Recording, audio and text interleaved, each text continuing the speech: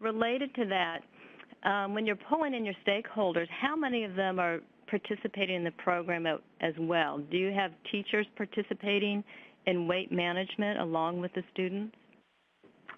CHS doesn't necessarily specifically have any weight management programs for teachers. However, we do things at different campuses, like have a walking in the morning before school or active activity breaks during the classroom time. And so when teachers get involved in weight management and healthy eating, of course, the program works a whole lot better.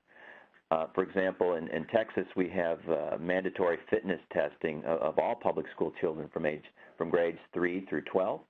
And some schools have gone as far as if their teachers take the fitnessgram test and pass, then they can wear a Catch T-shirt or blue jeans on certain days.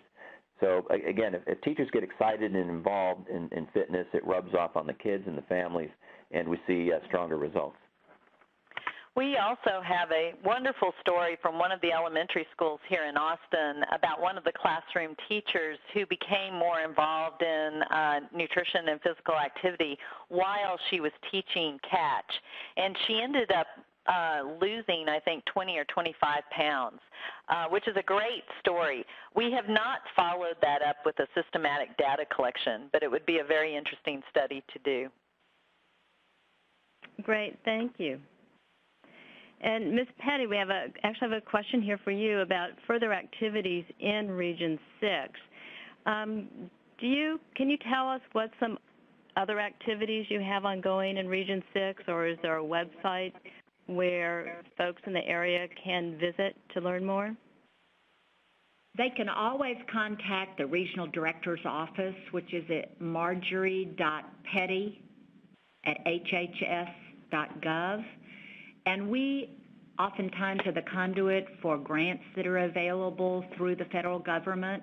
We also do outreach on a regular basis to partners in the communities and across the states for things like the Let's Move, to engage the cities, the mayors in involving their communities in competitive activities to improve health.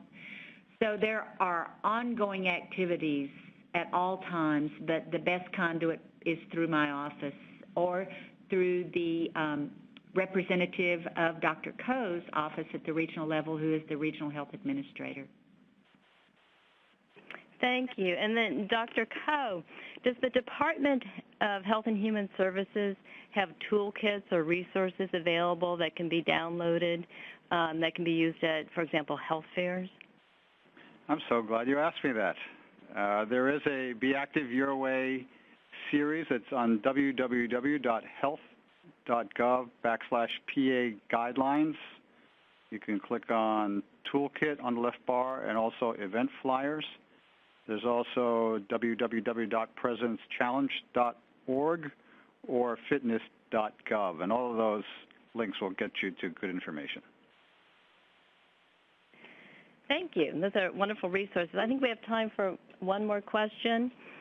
And Dr. Hilscher, there has been on recent television series or also in the press emphasis that just preaching to children or adults on healthy habits has not worked and does not work.